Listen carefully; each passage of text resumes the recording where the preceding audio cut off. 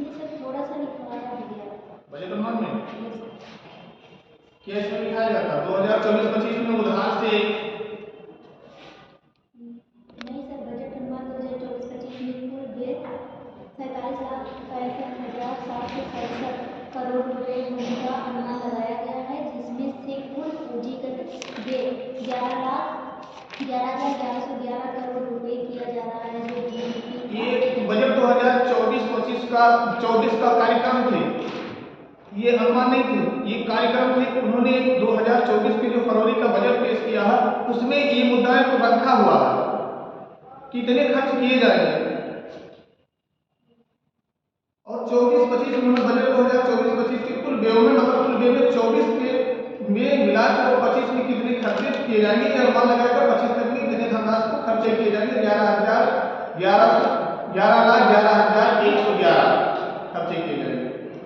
अब बजट अनुमान 2024-25 में वर्ष 2024-25 में उधार से इतर कुल प्राप्तियां और आगे लिखना लिख डालिए इसको क्योंकि ये समझ नहीं पाएंगे। वर्ष 2024-25 में उधार से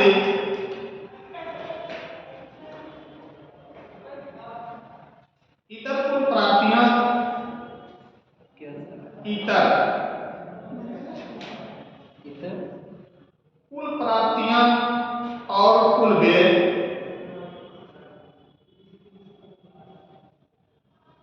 क्रमशः 30.80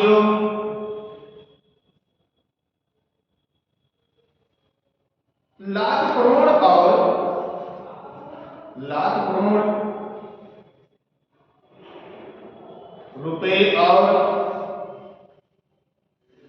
47.66 लाख करोड़ रहने का अनुमान है। लाख करोड़ रहने का अनुमान है।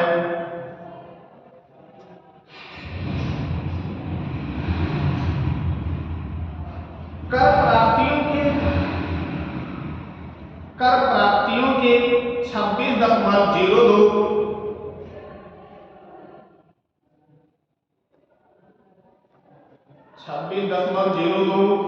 लाख करोड़ रहने का अनुमान है।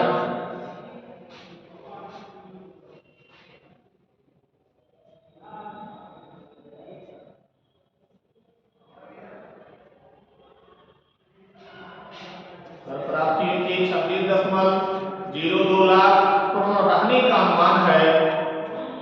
अगला, राज्यों को पूंजीगत व्यय के लिए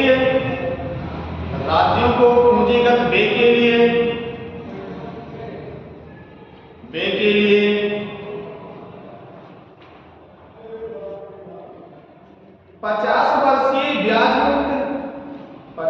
वर्षीय ब्याज मुक्त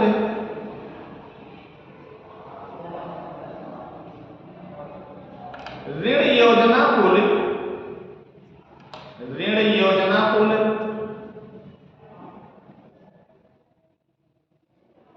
1.3 लाख करोड़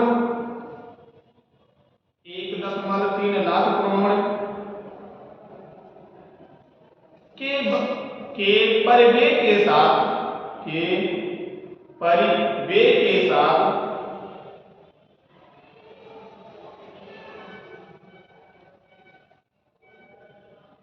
इस वर्ष भी जारी रखी जाएगी।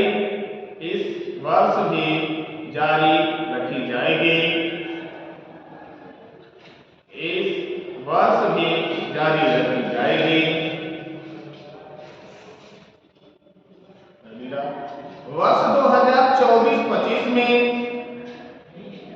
राजकोषीय घाटा बजट वर्ष 2024-25 में राजकोषीय घाटा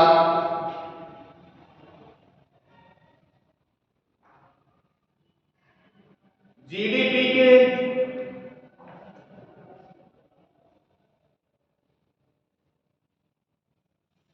0.5% 5.1% रहने का अनुमान है। 5.1% रहने का अनुमान है।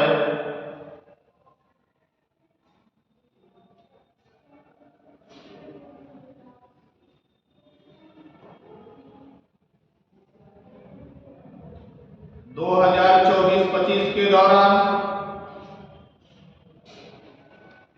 2024-25 के दौरान दिनांकित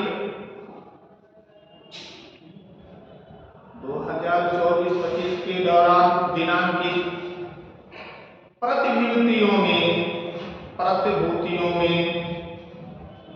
24-25 के दौरान 2024-25 के दौरान दिनांकित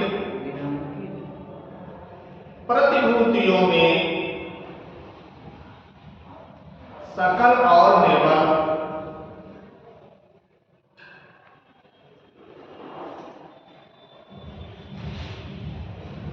बाजार उधारियां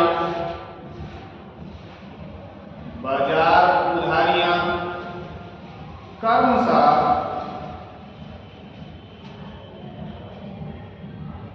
14.13 लाख करोड़ और 14.13 लाख करोड़ और 11.75 लाख करोड़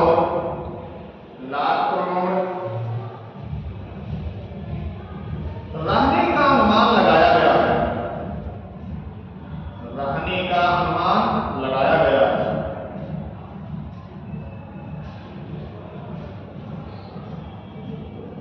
23-24 के क्या कार्यक्रम थे?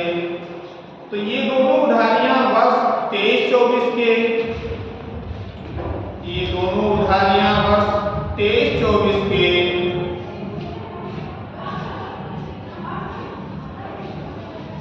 उधारों से कम रहेगी।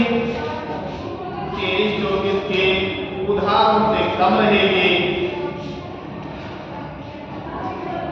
ये दोनों उधारियां वर्ष 23-24 के उधारों से कम रहेगी।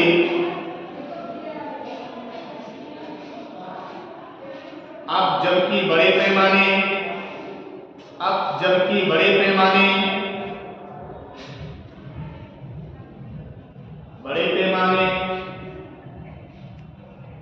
पर निजी निवेश हो रहा है।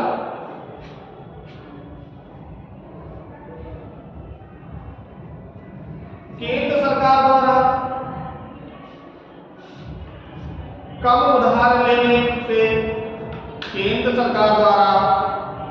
उधार लेने से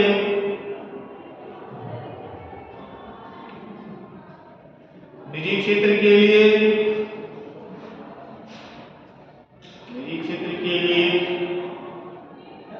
और अधिक मात्रा में ऋण उपलब्ध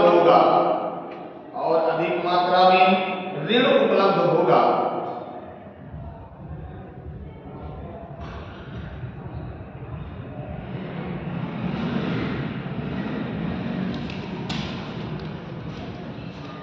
ये हमारे टोटल 2024 के बजट के अनुमान और कार्यक्रम थे। अब हमारा टॉपिक आता है अगला जीएसटी।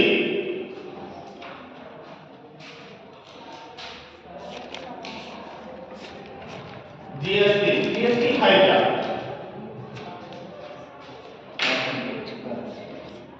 वस्तु या सेवा कर को जीएसटी कहते हैं। जीएसटी है क्या? वस्तु और सेवा कर को जीएसटी कहते हैं। जीएसटी कब से पारित हुई है? तो जीएसटी 1 जुलाई 2017 से शुरू की गई है।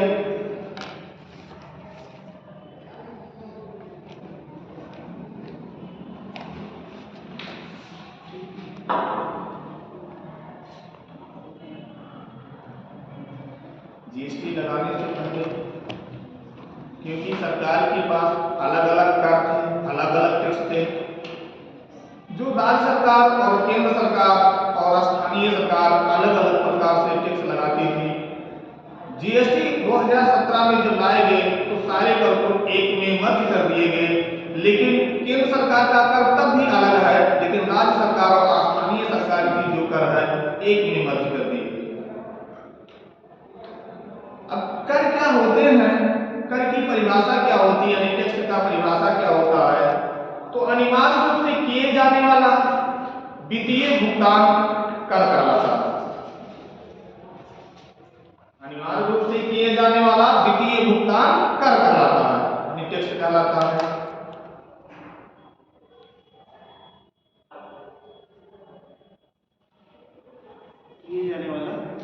किए जाने वाला वित्तीय भुगतान कर कहलाता है। मतलब जो टैक्स लगाए जाते हैं, एक साल की जो इनकम है, आय व्यय की खर्चा जो होती है, उसी पर टैक्स लगाए जाते हैं, एक साल का जो अनुमान होते हैं। लेकिन यह लगाए कहाँ पे जाते हैं? तो यह किसी सेवा के बदले किए गए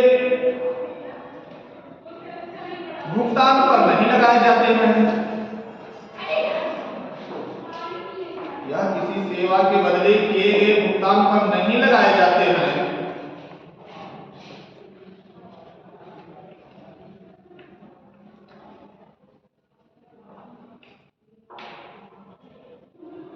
कर के प्रकार, कर दो प्रकार के होते हैं। कर के प्रकार कर दो प्रकार के होते हैं, प्रत्यक्ष कर और अप्रत्यक्ष कर। कर दो प्रकार के होते हैं, प्रत्यक्ष कर और अप्रत्यक्ष कर।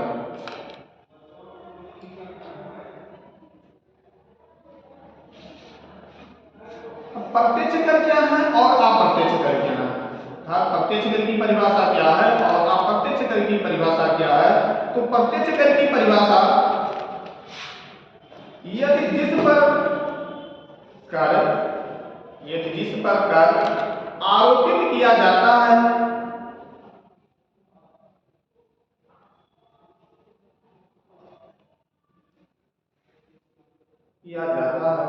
तथा उसी व्यक्ति द्वारा भुगतान किया जाता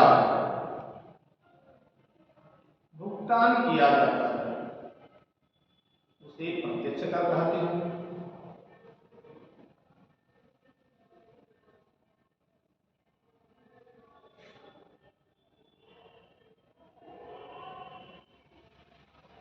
समझ लीजिए कि प्रत्यक्ष कर वह कर है जो एक व्यक्ति पर जो कर लगाए जाते हो तथा उस कर का भुगतान वही व्यक्ति स्वयं करता हो, उसे हम प्रत्यक्ष कर कहते हैं। लेकिन अप्रत्यक्ष कर में होता क्या है? अप्रत्यक्ष कर में होता है कि लगाया हमारे ऊपर कर जाता है, लेकिन इस कर को हम दूसरे के ऊपर थोप देते हैं। जैसे उदाहरण के तौर पर अगर किसी दुकान वस्तु पर कर लगाई गई तो वो वस्तु को, क्योंकि फार्म में उद्योग में जो वस्तु आए वो कर का अदा न करके वो दूसरे व्यक्तियों पर कर को थोप देता है, अर्थात जिस वस्तु का उपभोग जो व्यक्ति करता है कर का अदा वही करता है। तो अप्रत्यक्ष कर की परिभाषा क्या है? यदि कर लगाया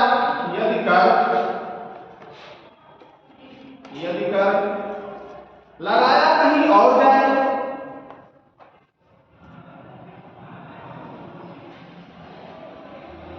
यदि कर लगाया कहीं और जाए तथा भुगतान किसी और के द्वारा किया जाए,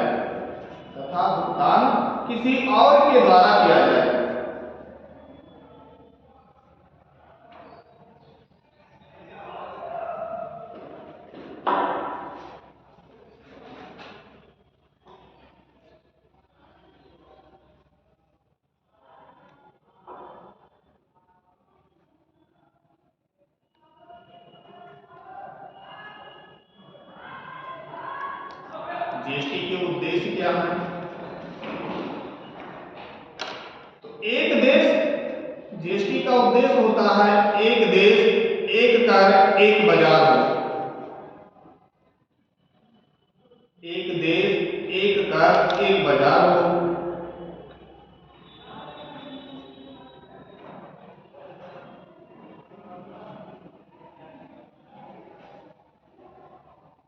जीएसटी सबसे पहले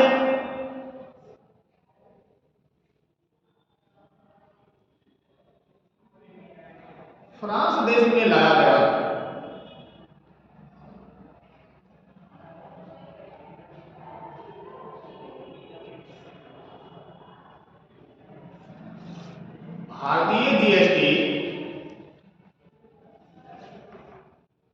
भारतीय जीएसटी कनाडा मॉडल पर आधारित है। भारतीय जीएसटी कनाडा मॉडल पर आधारित है।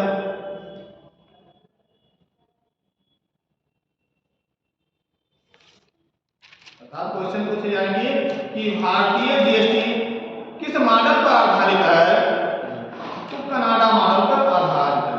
सर्वप्रथम जीएसटी लाए कहां से उत्पत्ति हुई जीएसटी का, तो फ्रांस से हुई।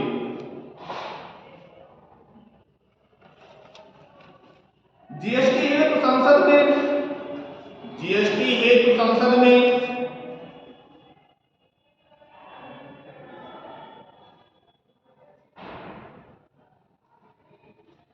122वां संविधान संशोधन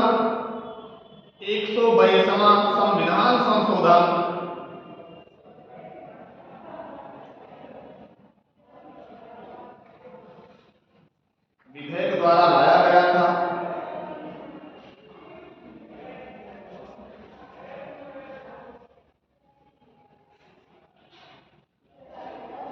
तथा 101 में संविधान संशोधन के तहत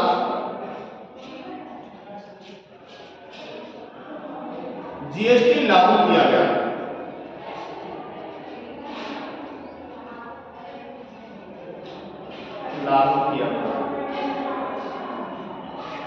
अब ये क्या है, 122वां में लाया गया और 101 में लागू किया गया।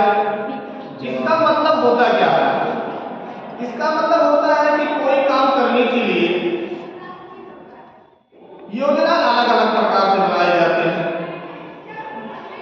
तो इसमें कुछ लोगों की मत ली जाती है, कुछ लोगों का मत फेल हो जाते हैं और कुछ लोगों का मत पास किए जाते हैं। तो ऐसे जीएसटी लाने के लिए संशोधन मतलब किए गए, संविधान द्वारा संशोधन बार बार किए गए, 122 संशोधन किए गए, लेकिन 122 में से 21 को फेल कर दिया गया और 101 को के माध्यम से जीएसटी का निर्धारण किया गया। जीएसटी के प्रकार लिखा चुके हैं जी।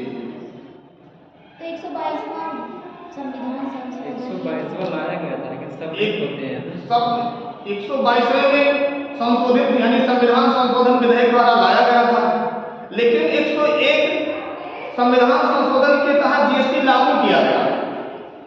अर्थात दो प्रकार से क्वेश्चन किए जाएंगे। पहला क्वेश्चन किए जाएंगे कि जीएसटी हेतु संसद में किस संविधान विधेयक द्वारा लाया गया था, तो 122वां, तथा संविधान संशोधन के तहत जीएसटी किसके तहत लागू किया गया था, 101 के तहत लागू किया गया।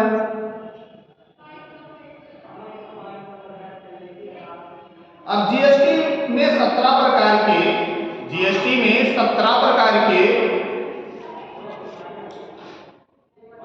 प्रत्यक्ष कर, जीएसटी में 17 प्रकार के अप्रत्यक्ष करों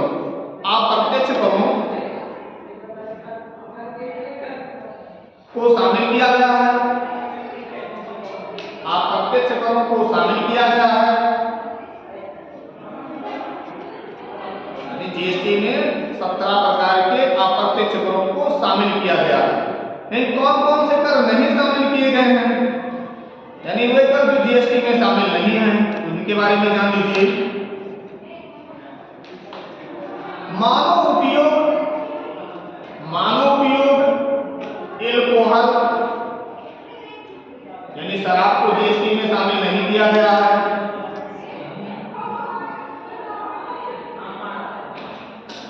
पेट्रोल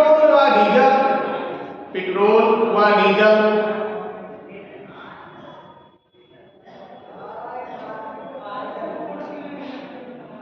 विद्युतीकरण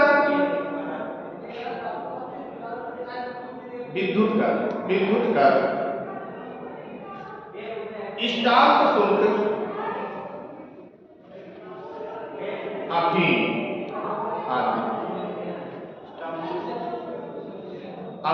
आदि। जीएसटी में इतने कर को लगाया नहीं गया है, ये कर मुक्त किए गए हैं शराब को, डीजल व पेट्रोल पे, विद्युत कर पे, स्टाम्प शुल्क पे और अफीम पे। इस पर जीएसटी नहीं लगाए जाते हैं। क्यों नहीं लगाया? ये जीएसटी से बाहर इस कर को कर दिया गया। पहले इस पे टैक्स लगाए जाते थे, शराब पे सबसे ज्यादा टैक्स प्राप्त होते थे, लेकिन ये केंद्र सरकार को खाली केंद्र सरकार के माध्यम से इसको दे दिया गया, राज्य सरकार का उसका कोई हस्तक्षेप नहीं होगा। तो दारू यानी शराब पे टैक्स नहीं लगाए जाते हैं। अभी भी तो ऐसा राज्य सरकार का हस्तक्षेप नहीं है, केंद्र सरकार जीएसटी के तहत उसको राज्य सरकार से कोई मतलब नहीं रहा।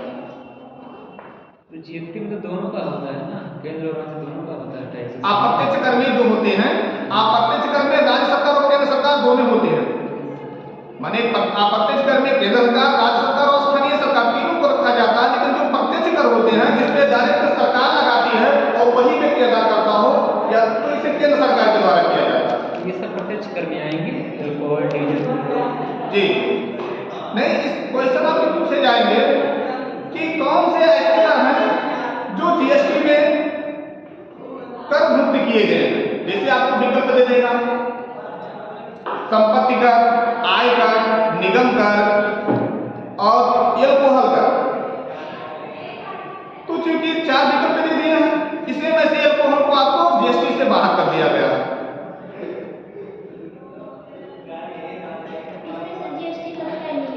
नहीं, इस पे जीएसटी नहीं है, ये सब पे जीएसटी नहीं लगते हैं, इस पर निर्धारित ही जीएसटी नहीं है। अगला लिख लीजिए, GST council, GST council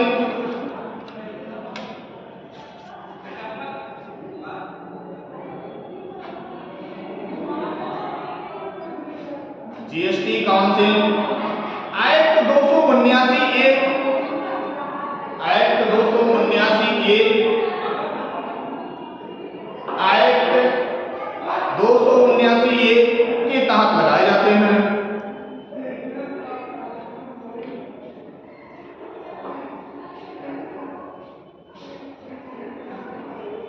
GST कौन पारित करता है, किसके माध्यम से लगाए जाते हैं?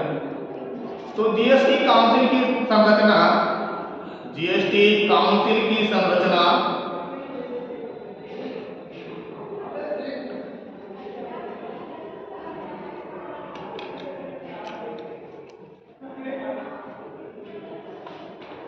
इसमें अध्यक्ष केंद्रीय वित्त मंत्री होते हैं।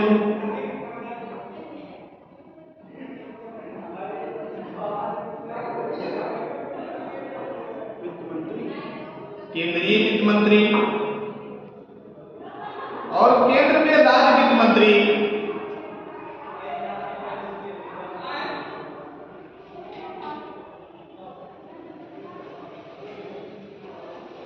अर्थात 2 मंत्रियां केंद्र सरकार द्वारा होते हैं, 2 मंत्री केंद्र सरकार द्वारा होते हैं। इसके अलावा सभी राज्यों के प्रभारी, इसके अलावा सभी राज्यों के प्रभारी वित्त मंत्री होते हैं, जो 31 हैं, प्रभारी वित्त मंत्री होते हैं जो 31 हैं, जो 31 हैं, 31 बता रहे हैं, अभी हम व्यवहारिक इसको बता रहे हैं। अब आपके क्वेश्चन किए जाते हैं कि जीएसटी काउंसिल के टोटल सदस्यों की संख्या कितनी होती है? तो टोटल सदस्यों की संख्या 33 होती है। अलग दूसरा क्वेश्चन किए जाते हैं कि केंद्र वित्त मंत्री और केंद्रीय राज्य वित्त मंत्री के द्वारा कितने सदस्य संख्या होते हैं? तो 2 सदस्य संख्या होते हैं। अगला क्वेश्चन पूछे जाते हैं कि कि सभी राज्यों के प्रभारी वित्त मंत्री कितने होते हैं, तो 31 होते हैं। अगला क्वेश्चन पूछे जाते हैं कि केंद्रीय वित्त मंत्री और सभी राज्यों के वित्त मंत्री को मिला के टोटल सदस्यों की संख्या कितनी होती है, तो 33 होते हैं। बात समझ में आई कि यहाँ से 3 क्वेश्चन आपके बनते हैं। ये सर जो लिखा है यहाँ, इसके अलावा सभी राज्यों के प्रभारी वित्त मंत्री, हर राज्यों के, क्योंकि सारे राज्यों के प्रभारी वित्त मंत्री होते हैं, 28 राज्य हैं, 28 राज्य हैं, तो इनके 31 वित्त मंत्री हैं। 31 वित्त मंत्री उनके राज्य से केंद्र शासित जो प्रदेश होते हैं वहां चूंकि वहां के भी होते हैं वित्त मंत्री, वो वित्त मंत्री को भी निर्धारित किया जाता है। तो यहाँ 2 वित्त मंत्री होते हैं, केंद्र सरकार के और राज्य सरकार के। अगला होते हैं कि इसमें सदस्यों की संख्या कितनी है, तो कोरम यानी गणपूर सदस्यों की संख्या, कोरम सदस्यों की संख्या, कोरम सदस्यों की संख्या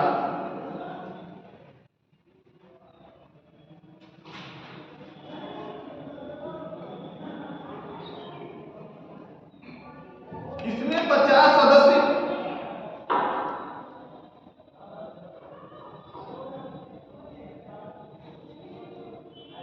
50 सदस्य किसी भी मुद्दे पर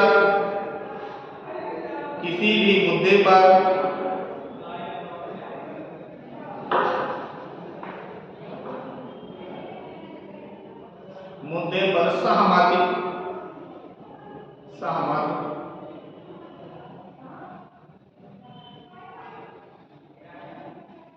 3/4 मत, 3/4 मत मतलब 3/3 मत पेश करते हैं।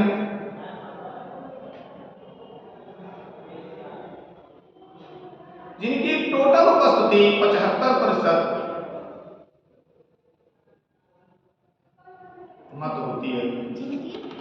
टोटल उपस्थिति 75% मत होती है। इसमें केंद्र सरकार की कितनी होती है और राज्य सरकार की कितनी होती है, तो केंद्र सरकार की 1/3 अर्थात 1/3 केंद्र सरकार के पास,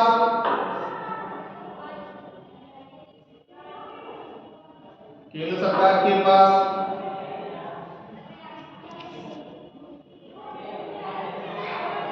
यानी कुल 33.3%, यानी कुल 33.3%, 1/3 मत केंद्र के पास होता है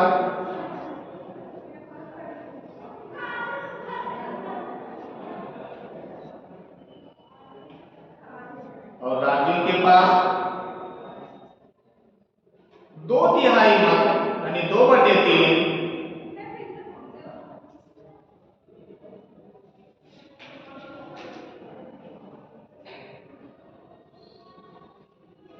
2/3 मत राज्य सरकार के पास है जो 66.6% है।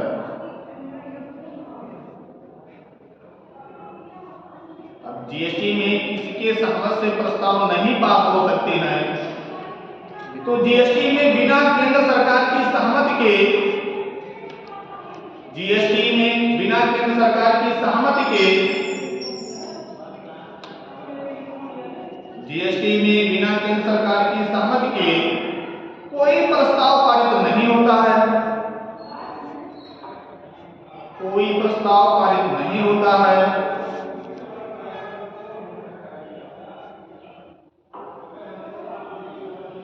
तथा राज्यों के कम से कम, राज्यों के कम से कम 20 सदस्यों की सहमति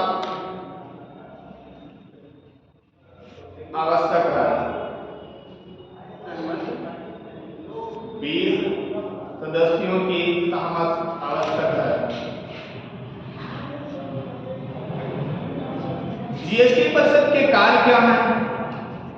जीएसटी परिषद के कार्य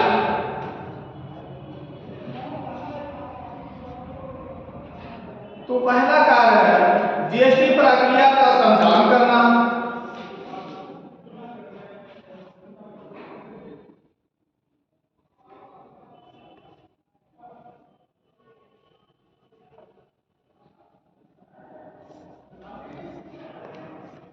जीएसटी है दरों का निर्धारण करना। जीएसटी हेतु दरों का निर्धारण करना।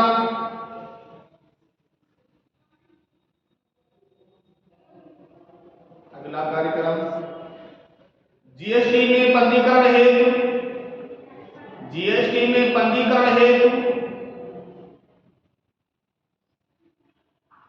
न्यूनतम सीमा का निर्धारण करना। न्यूनतम सीमा का निर्धारण करना।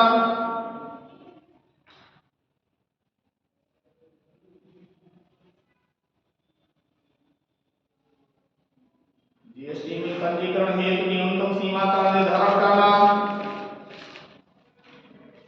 अगला कार्यक्रम उत्तर पूर्व क्षेत्र के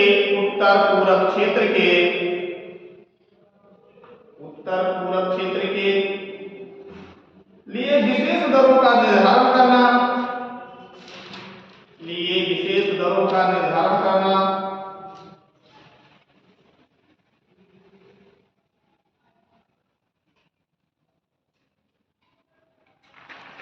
आपदा के समय जीएसटी छूट देना। अभी आप लोगों ने देखना है कोरोना काल में जीएसटी को कम कर दिया गया था या हटा दिया गया था। कुछ वस्तुओं पे कम कर दिए गए थे, कुछ वस्तुओं पे जीएसटी लिए ही नहीं गए थे। पेट्रोल या डीजल को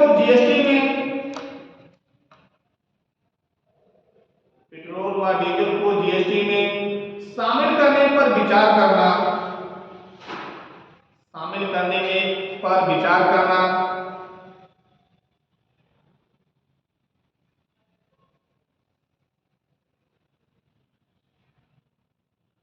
कभी कभार आपके क्वेश्चन किए जाते हैं जीएसटी दर क्या है? जीएसटी दर है 0%, 5%, 12%, 18% और 28%। 0%, 5%, 12%, 18%, 28%।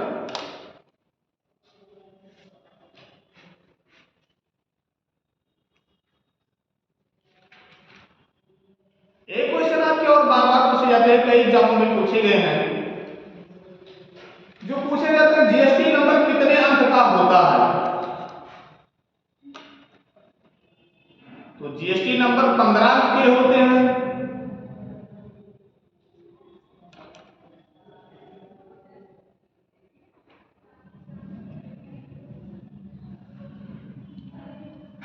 लेकिन क्या जीएसटी नंबर 15 अंक के होते हैं? नहीं, 13 अंक जो होते हैं ये आपके पैन कार्ड के जो नंबर होते हैं 13 नंबर वहां तक दर्शाता है, और जो शेष 2 बचते हैं वो जीएसटी नंबर होते हैं, यानी उस शहर को दर्शाता है, उस राज्य को दर्शाता है।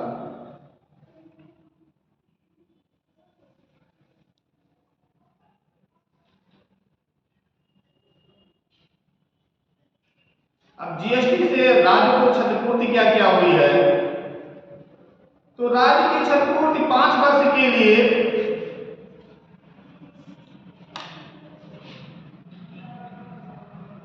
राज्य को क्षतिपूर्ति जीएसटी से कितने हुई है? तो राज्य की क्षतिपूर्ति 5 वर्ष के लिए, राज्यों की क्षतिपूर्ति 5 वर्ष के लिए राज्यों को हुआ नुकसान की भरपाई करता है।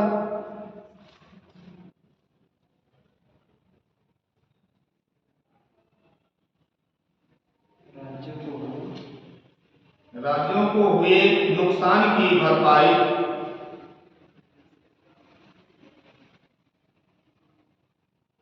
अगला राज्यों की क्षतिपूर्ति क्या है? तो क्षतिपूर्ति का आधार राज्यों की वर्ष आधार क्या रखे गए हैं? तो क्षतिपूर्ति का आधार राज्यों की वर्ष 2015-16 की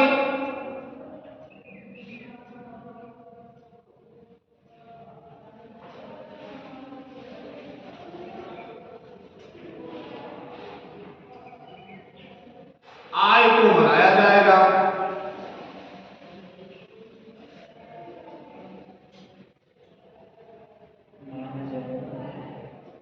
मनाया जाएगा। अब आप लोग को जाने क्वेश्चन तो जीएसटी में कर में लगते पूछते हैं कि केंद्र सरकार ने पहले क्या क्या कर लगाती थी और राज्य सरकार क्या कर लगाती थी। तो केंद्र सरकार का प्रत्यक्ष कर क्या क्या थे? तो केंद्र सरकार का पहला प्रत्यक्ष कर थे आयकर, निगम कर,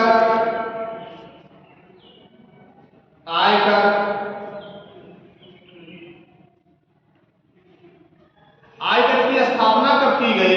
तो आयकर की स्थापना 1960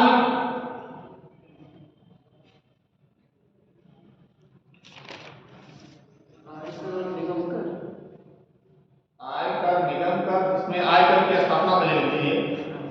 आप लोग ऐसे करके लिखना, इधर दिखा देना आयकर, इधर दिखा देना स्थापना, और इधर किसने पारित किया। कुछ महत्वपूर्ण जो बिंदु होते हैं उनको हम निकाल रहे हैं कि उनके माध्यम से पारित किए गए। ठीक, तो आयकर 1960, सरचार्ज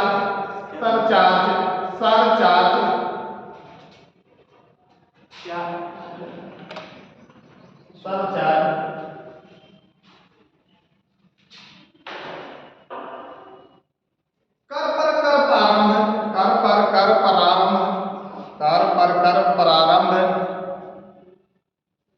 मतलब करों के कर लगाने का प्रारंभ कब से किया गया? तो 1951।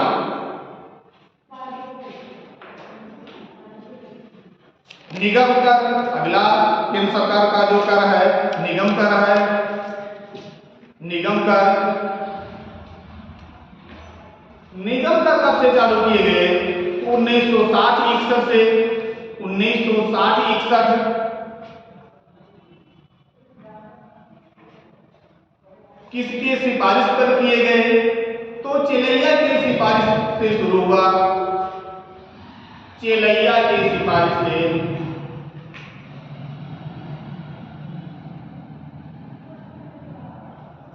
अगला केंद्र सरकार का कर जो था वो बेकर था। बेकर चेलैया कौन सा? चेलैया उनके एक व्यवस्थापक थे केंद्र सरकार के, जो व्यवस्थापक यानी कर की जो उत्पत्ति, निगम कर की उत्पत्ति जो किए हैं। सिफारिश चेलैया सिफारिश ने किया था कि निगम कर को लगाया है, इन्हीं की सिफारिश से शुरू किया गया। बेकर 1957,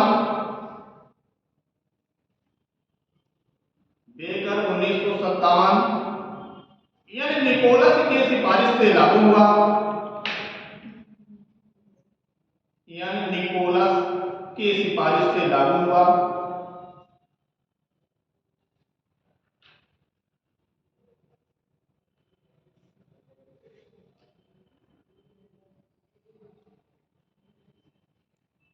संपत्ति कर 1957, ये भी निकोलस की सिफारिश से आरोपित हुए।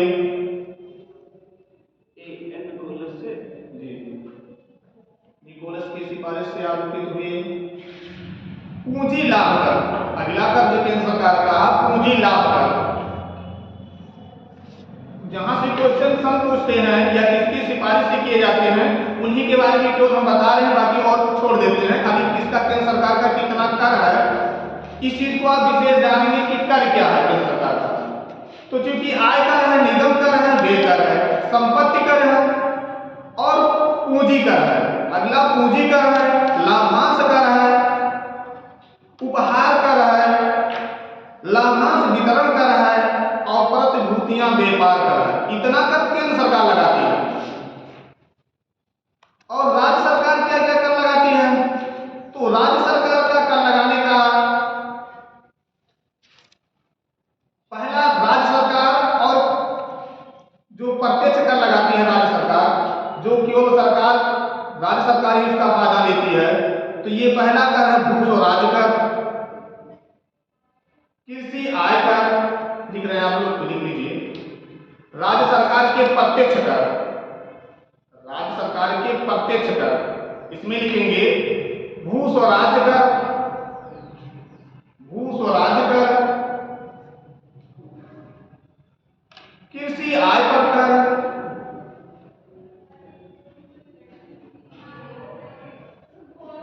होटल प्राप्तियों पर कर, होटल प्राप्तियों पर कर, होटल पे भी कर लगाए जाते हैं, होटल,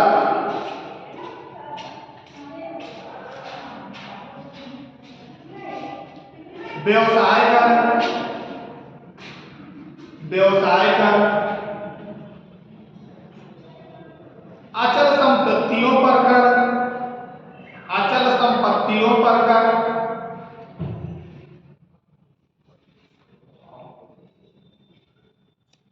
रोजगारों पर कर, रोजगारों पर कर,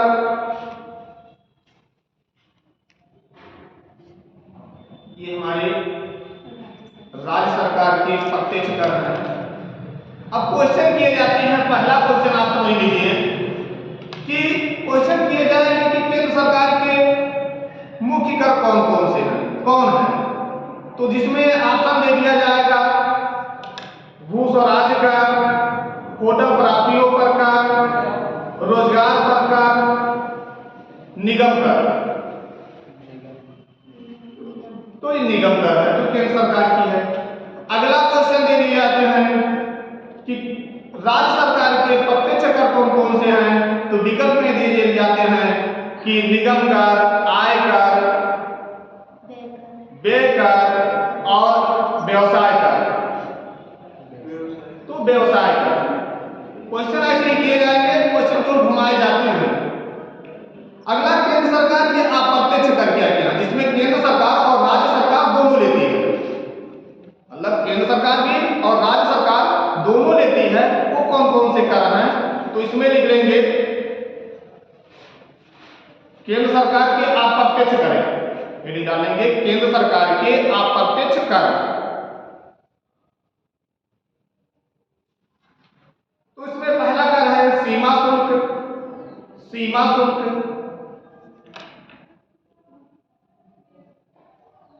केंद्रीय उत्पादन शुल्क,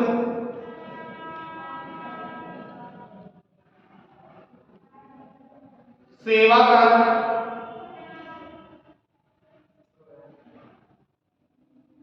केंद्रीय बिक्री कर, केंद्रीय बिक्री कर,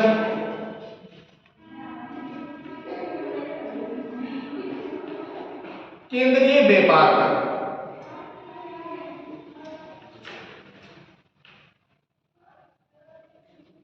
एक बार तुरंत देख लेंगे कि केंद्र सरकार के अप्रत्यक्ष कर कौन कौन से हैं। तो पहला कर है सीमा शुल्क, दूसरा है केंद्रीय उत्पादन शुल्क, तीसरा सेवा कर, चौथा केंद्रीय बिक्री कर और पांचवा केंद्रीय व्यापार कर।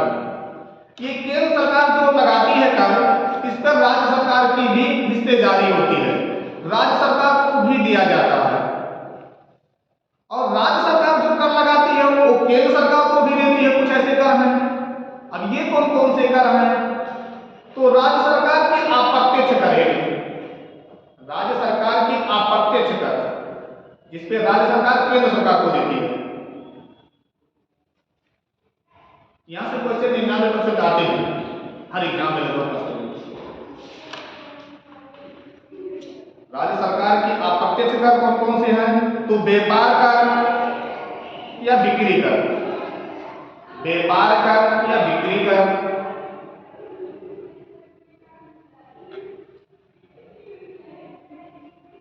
स्टाम्प एवं पंजीयन शुल्क, स्टाम्प एवं पंजीयन शुल्क, राज्य उत्पादन, अगला राज्य उत्पादन शुल्क,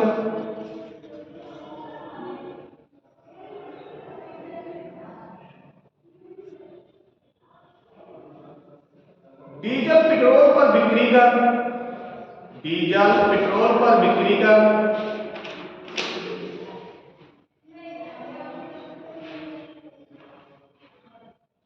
वाहनों पर कर, वाहनों पर कर,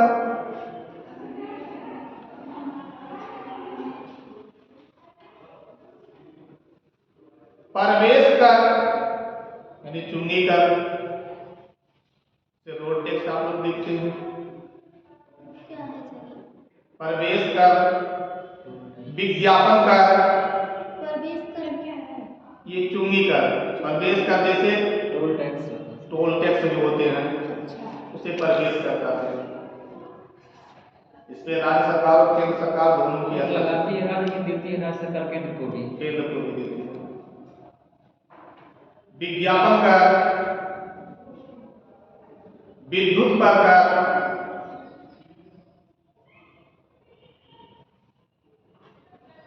शिक्षा उपकार पर कर, शिक्षा पर भी कर लगते हैं, शिक्षा सबसे ज्यादा इसी को तो जी जी। सट्टेबाजी पर कर, सट्टेबाजी पर कर अर्थात जुआ पे कर,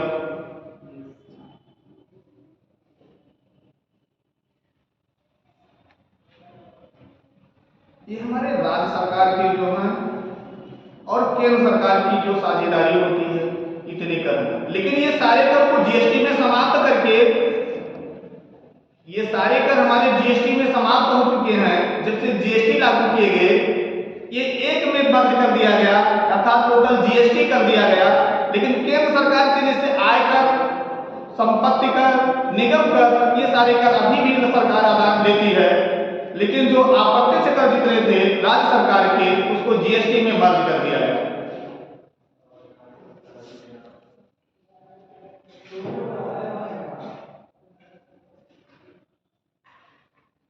अगला प्रतिगामी कर प्रणाली, प्रतिगामी कर प्रणाली, ये क्या है प्रतिगामी कर प्रणाली, इसका अर्थ क्या है?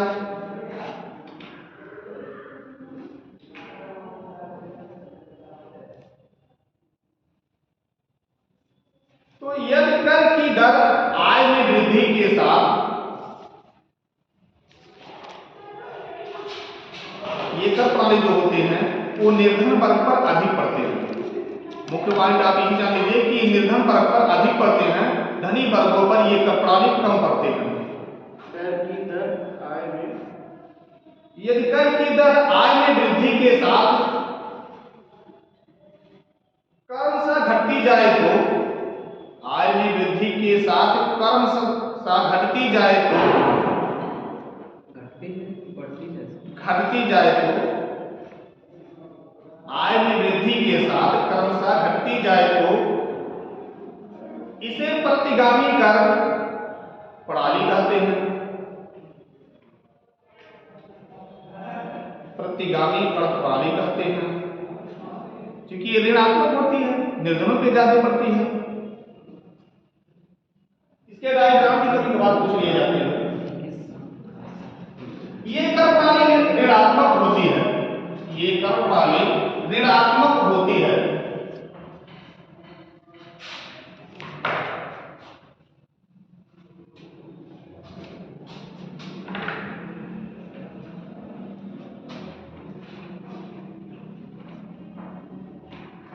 ऐसा भी लागू, ऐसा भी लागू, ये जो है प्रतिगामी, प्रतिगामी इसमें पूछा जाता है, क्वेश्चन जो किए जाते हैं प्रतिगामी कर प्रणाली कैसी कर प्रणाली है, तो ये इसमें किया जाता है ऋणात्मक कर प्रणाली है, या फिर क्वेश्चन किए जाते हैं ऋणात्मक कर प्रणाली कर कौन से हैं, तो ये प्रतिगामी कर प्रणाली है। कभी कभार उनके डायग्राम को दे दिया जाता है कि ये कौन सी कर प्रणाली है।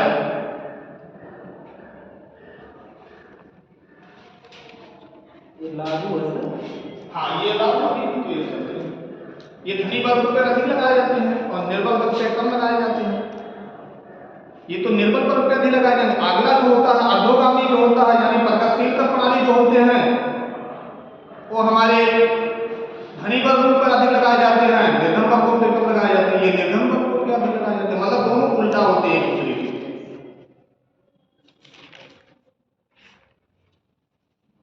इसके डायग्राम पर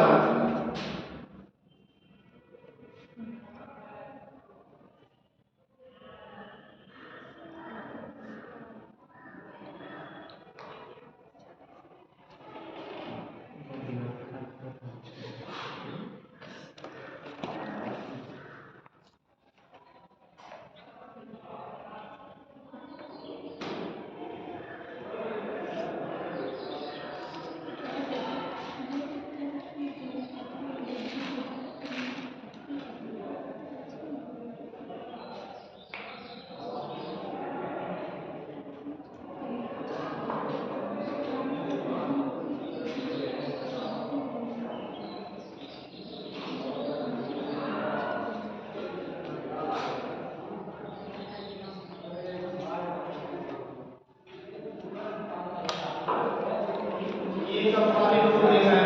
अगर आय 10 हुए, कर का दर 10 हुए, आय भी 10 होते हैं। कर का दर 20 हुए, आय भी 20 होते हैं। कर का दर 30 हुए तो आय भी 30 होते हैं।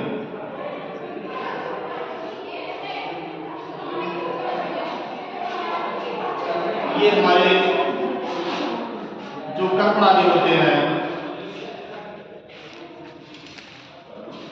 इसमें ऊपर से आय 30 होंगे तो इसका आय घटेगी, क्योंकि मांग घटाए हैं तो आय घटते जाएंगे।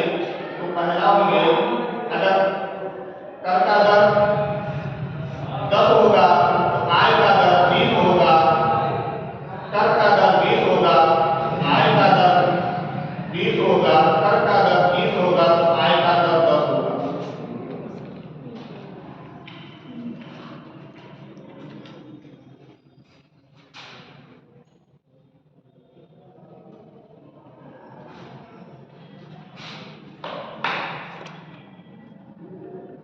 इसे प्रतिगामी कर प्रणाली कहते हैं। तो प्रतिगामी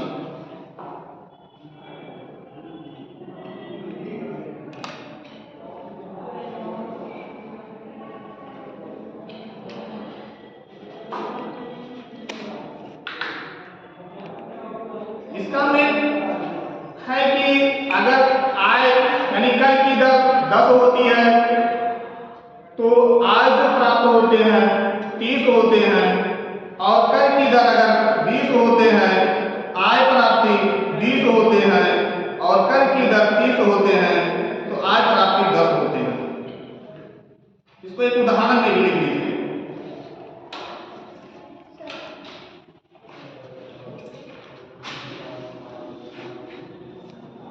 ये तीनों घटान हो जाएगा, ये डायग्राम, क्योंकि ये जो बनेंगे ये सीधे इसके जाएंगे और इससे कटेंगे, और ये जाके इससे और इससे कटेंगे।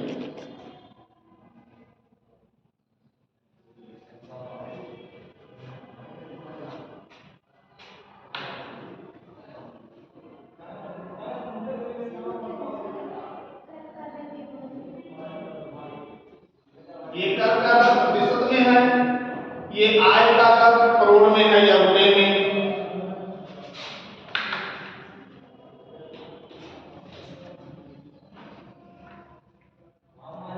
इसका उदाहरण में समझ लीजिए तो चाहे लिख लीजिए।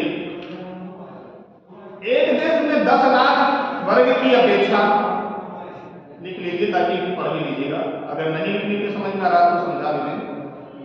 एक देश में 10 लाख वर्ग की अपेक्षा निर्धन वर्गों पर अधिक पड़ता है।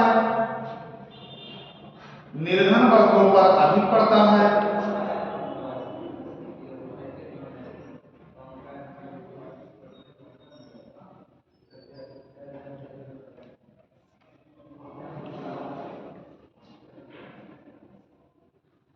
तो एक देश में 10 लाख रुपए तक की आय कर, एक देश में लाख रुपए तक की आय पर कर की दर 30% है। 30% है। 30% है। आय से एवं जैसे जैसे आय में वृद्धि होती रहती है,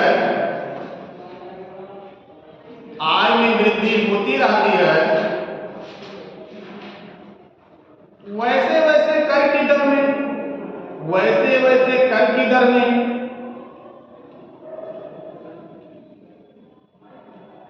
दर में कमी होती जाती है।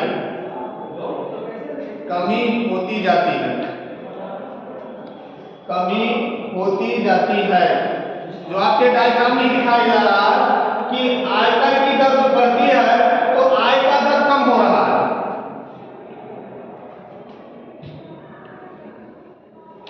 आय 20 लाख रुपए होने पर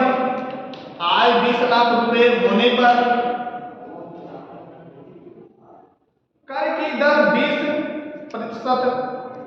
की दर 20%। एवं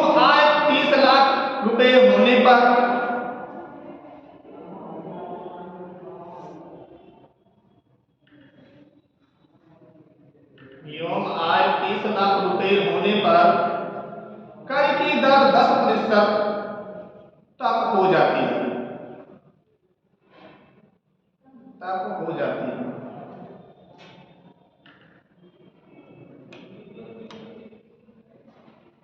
अब आपके क्वेश्चन पहले यहां से क्वेश्चन किए जाते हैं।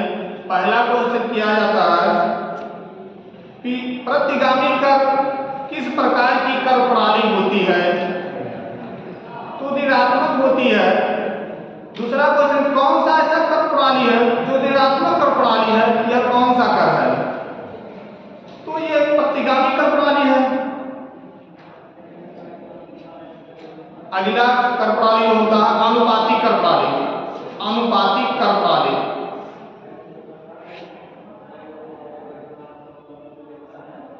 यहां से मैंने देखा यूपीएससी में 2015 में भी क्वेश्चन किए गए, 2019 में भी किए गए।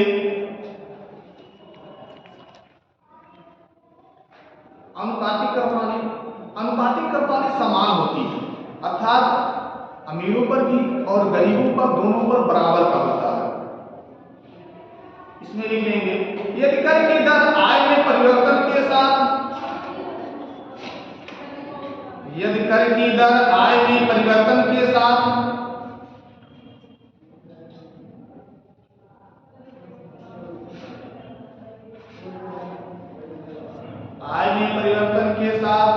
भी परिवर्तित न हो,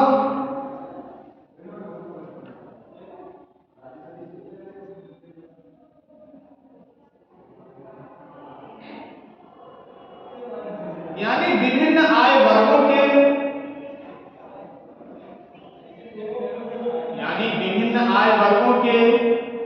करदाताओं के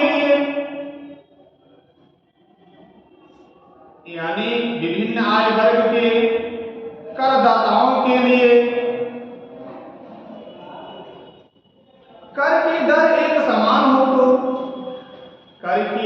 एक समान हो तो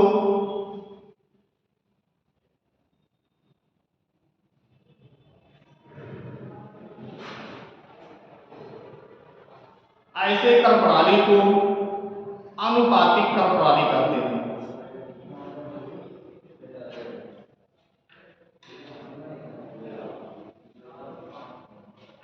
अनुपातिक कर प्रणाली अर्थात ये कर प्रणाली है कि अगर हम 10 रुपए कमा रहे हैं तो 10 रुपए हम कर दे रहे हैं, टैक्स दे रहे हैं। जितना हम कमाएंगे उतना हम टैक्स दे देंगे, अर्थात ये कर प्रणाली सफल कर प्रणाली नहीं होती है। इसका डायग्राम बना लेंगे।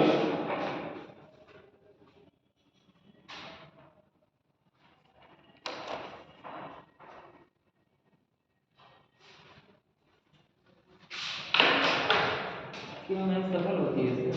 जिसके पास क्योंकि जितना हम कमाएंगे, जितना पैसा अगर मैं कोई बिजनेस कर रहा हूँ, अगर मैं बिजनेस किया हूँ कि आज मैं 100 रुपये कमा रहा हूँ और 100 रुपये हम सरकार को टैक्स दे देते हैं, 100 का 100 टैक्स दे देंगे, तो क्या सफल होंगे? बिजनेस किस लिए किया जाता है? फायदे के लिए ना कि सरकार को फायदे के लिए। कहने का मतलब जैसे जितना जिसके पास पैसा उतना ही वो कर देगा, तो सही है ना?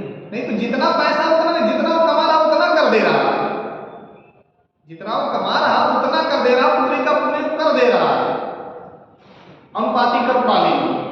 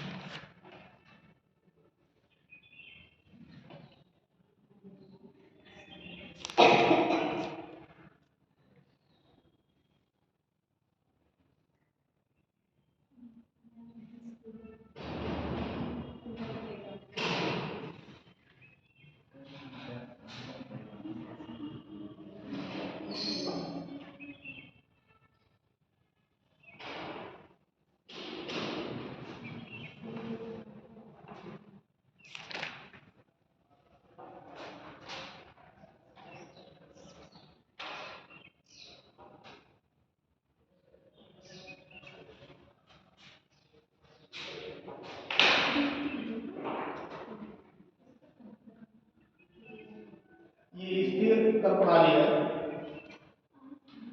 इसको समझ लीजिए, उदाहरण से समझ लीजिए या लिख लीजिए, डायग्राम बना लीजिए, क्योंकि डायग्राम कभी कभार दे दिए जाते हैं और पूछ लिए जाते हैं ये कौन सी कर प्रणाली है, तो डायग्राम दे दिए जाते हैं, तीनों या चारों डायग्राम दे दिए जाएंगे, एक प्रतिगामी का, एक अधोगामी का, एक अनुपातिक का या प्रगतिशील का, चारों का डायग्राम दे दिए जाएंगे और एक डायग्राम पूछ लिया जाएगा ये कौन सी कर प्रणाली का है, तो डायग्राम बना लीजिए। कभी कभार ऐसे क्वेश्चन किए जाते हैं, तो डायग्राम से दिए जाते हैं।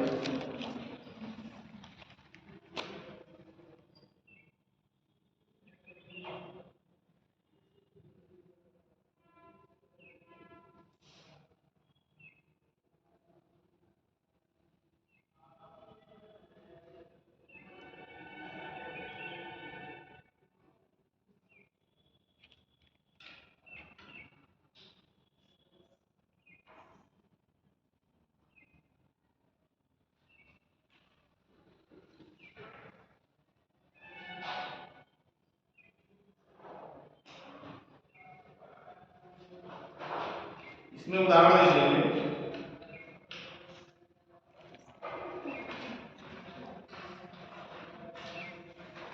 एक देश में 10 लाख, एक देश में 10 लाख रुपए आय अर्जित करने वाले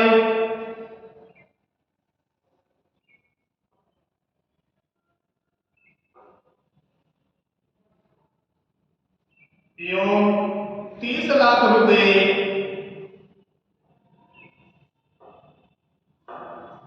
30 लाख रुपए आय अर्जित करने वाले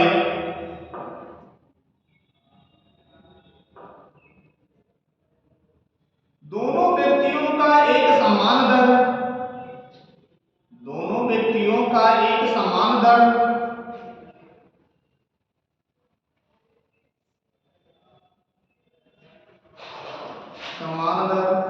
जैसे 20%, जैसे 20% से ही कर का भुगतान, से ही कर का भुगतान करना पड़ता है।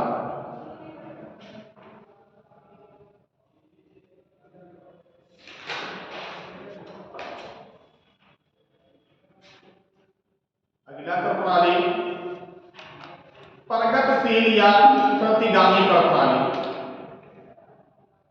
प्रगतिशील या प्रतिगामी कर प्रणाली।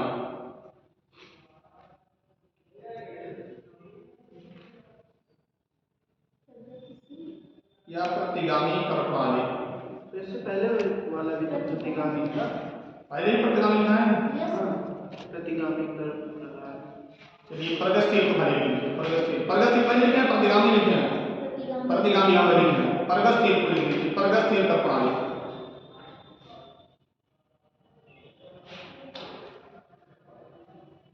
यदि आय में वृद्धि के साथ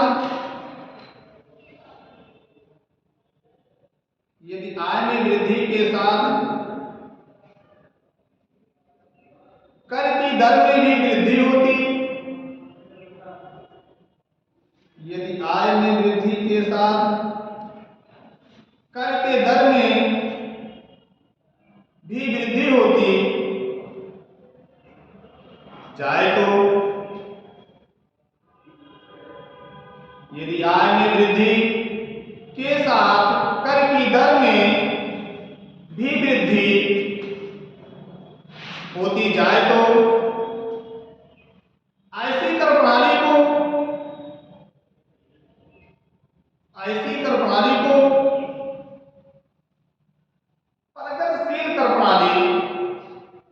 प्रगतिशील कर प्रणाली कहते हैं। प्रगतिशील कर प्रणाली कहते हैं।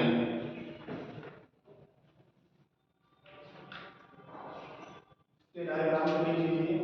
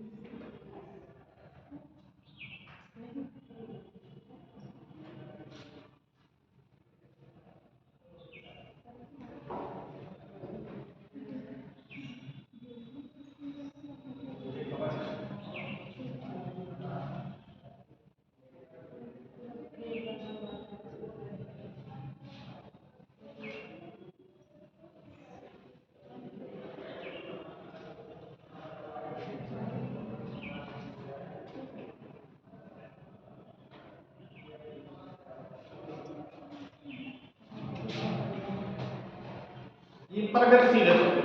प्रगतिशील है।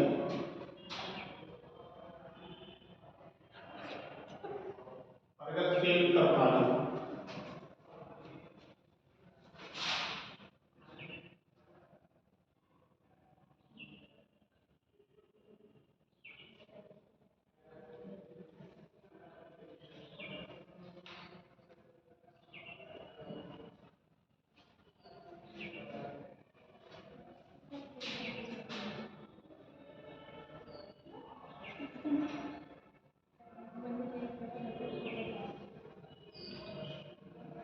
इसमें देख लेंगे, जब आय 5 लाख रुपए होती है तो कर का दर 10% होता है, और जब आय 10 लाख रुपए होती है तो कर का दर 20% होता है, और यदि आय 15 लाख रुपए होती है तो कर का दर 30% होता है। यानी ये बढ़ती हुई प्रक्रिया पे होती है। इसे धनात्मक कार्य प्रणाली कहते हैं। धनात्मक कार्य प्रणाली कहते हैं।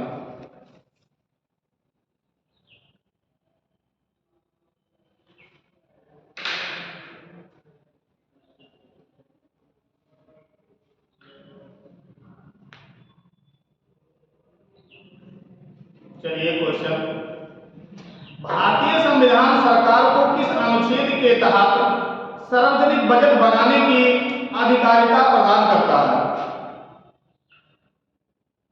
भारतीय संविधान सरकार को किस अनुच्छेद के तहत सार्वजनिक बजट बनाने की अधिकारिता प्रदान करता है? कौन से अनुच्छेद के तहत? 112। कौन सा कर संसद में वित्त विधेयक के प्रस्तुत होते ही तत्काल प्रभाव से लागू हो जाता है? क्वेश्चन में से कौन सा कर संसद में वित्त विधेयक के प्रस्तुत होते ही तत्काल प्रभाव में लागू हो जाता है? पारित नहीं करना पड़ता है क्या? पारित नहीं करना पड़ता है क्या? इस विधेयक को पारित नहीं करना पड़ता। ये कौन सा विधेयक है?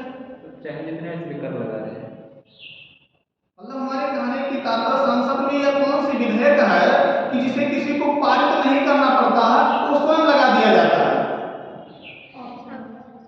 चलिए, प्रत्यक्ष कर, अप्रत्यक्ष कर, निगम कर, संपत्ति कर, सॉरी प्रत्यक्ष कर, भू स्वराज्य कर, आय कर और उपहार कर। केंद्र सरकार कौन सा कर लगाती है? आयकर और प्रत्यक्ष कर को प्रत्यक्ष कर लगाती है ना। प्रत्यक्ष कर के अंतर्गत आयकर, निगम कर, संपत्ति कर ये सब आते हैं। तो संसद प्रत्यक्ष कर लगाती है कि किसी को स्वीकृति लेना नहीं तो संसद स्वयं अपना पास करती है। संसद तो अपना जो कर होता है उसको स्वयं निर्धारित करती है ना, किसी से स्वीकृत नहीं, क्योंकि राज्य सरकार से कोई स्वीकृति लेना नहीं होता है। अर्थव्यवस्था में मंदी अथवा बेरोजगारी की समस्या के समाधान हेतु किस प्रकार का बजट अपनाया जाता है? कौन सा बजट अपनाया जाता है? अर्थव्यवस्था में मंदी अथवा बेरोजगारी की समस्या के समाधान हेतु किस प्रकार का बजट अपनाया जाता है? आज जब कोई बजट पास किए जाते हैं, एकाएक अगर संसद में बजट को पास किया जाता है तो कैसा बजट को पास किया जाता है? आप लोगों ने सुना कि घाटे का बजट ज्यादा आते हैं, घाटे का बजट ही पेश किए जाते हैं। अगला क्वेश्चन, जीरो बेस बजटिंग सिद्धांत के प्रतिपादक कौन थे? जीरो बेस बजटिंग, जो घाटे वाला बजट होता है तो हर साल बढ़ता रहता है ना, तो इससे कोई दिक्कत नहीं है अर्थव्यवस्था में। अर्थव्यवस्था जब होते क्या है, घाटे की बजट तब पास की जाती है। घाटे का बजट का मतलब होता है कि तभी हम अगर घाटे का बजट पेश करते हैं तो हम सरकार से यानी विश्व बैंक से लोन लेते हैं। अगर हमारा घाटा नहीं होता है तो हम विश्व बैंक से लोन लेने की हमको कोई जरूरत नहीं है। तो सरकार घाटे की बजट जब विश्व बैंक से जब लोन लेती है तो चूंकि विश्व बैंक को तो लोन जमा करना है, तो सरकार जमा कहाँ से करती है? तो सरकार विश्व बैंक को लोन जमा करने के लिए आरबीआई को जारी करती है कि आप इतने नोट को छाप दीजिए, क्योंकि हमारा अर्थव्यवस्था घाटे में चल रहा है, उस घाटे को पूरा करने के लिए इतने नोट को छाप दीजिए। और उतने नोट को छपा के अर्थव्यवस्था घाटे को बजट को पूरा कर देती है, विश्व बैंक की कर्जा को पूरा करती है। क्योंकि नोट तो ऐसे छपा नहीं सकते हैं, अगर ऐसे नोट आप छपवा देंगे अर्थव्यवस्था तब नहीं देगा। अर्थात अर्थव्यवस्था को सुधारने के लिए अगर हम सोच लें बहुत सारे नोट को छपवा दें तो क्या हमारा अर्थव्यवस्था सुधर जाएगा? बिगड़ जाएगा और बिगड़ जाएगा। इसका कारण क्या है बिगड़ने का? मुद्रास्फीति है क्या? पैसे की कीमत कम हो जाए, वस्तु और सेवा की कीमत महंगी हो जाए। जी, पैसे की कीमत कम हो जाती है, वस्तु और सेवा की कीमत बढ़ जाती है। इसीलिए पैसे को ज्यादा अर्थव्यवस्था के लिए अच्छा नहीं है। चलिए और आगे